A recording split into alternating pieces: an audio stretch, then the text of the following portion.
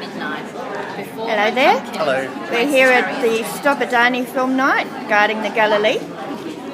Can I just ask you why you're here and what you know about the campaign? Yeah, so I'm here because I believe that the Adani project is a disaster in terms of handling at all levels, and it's not something that will benefit the amount of people that perhaps supporters of the project are saying that it will benefit, weighed up against the costs that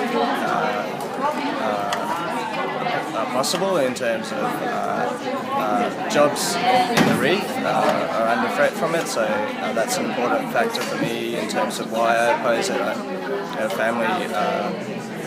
family father of my family in Cairns and want to see potential future jobs protected for my children and their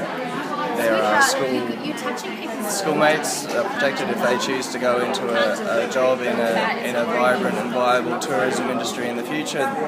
That needs to be protected through making sure that projects that might be a threat to, or that will threaten the environmental sustainability of special places like the Great Barrier Reef, those projects need to be stopped.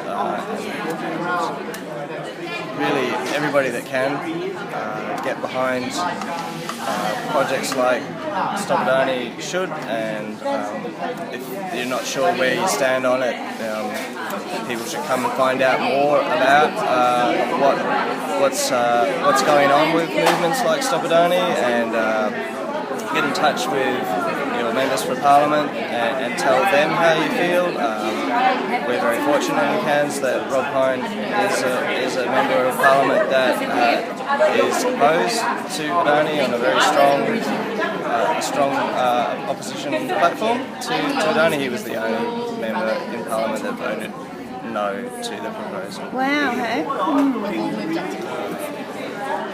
Just going on from what I was saying before about how Rob Hine, the member for Cairns, the independent member for Cairns, voted against the Adani proposal. I think that on the flip side of it, there's a very poor reflection on the state of our state and federal governments in terms of exactly how the project's been handled, exactly what the government and leadership have been willing to do in terms of bending over backwards to offer support to international millionaires with extremely circumspect practices in appalling records in all that levels he has, of not just company management but environmental management, importantly.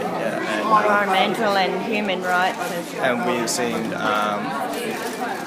even after Cyclone Debbie some incredibly ominous signs in terms of the potential for serious environmental impact from a project like this. And I mean, you only have to use your imagination a little bit to imagine what it might stretch to if it's a full automated pit-to-port operation of a huge scale. People have just got to ask themselves, what's the trade-off? It's 1,400 jobs and the potential for any number of different scales of environmental impact, and in serious weather events like we saw, the potential's there for serious environmental disaster. Not just the long-term impact that we would see from the increase of transport impact, shipping, and everything else connected with the year in, year out operation of the coal mine. But yeah, when the climate hits in a bad way, and we know that climate has that tendency now these days to really affect our coastline, the potential for disasters, not just in coastal areas, but also in terms of groundwater, air health.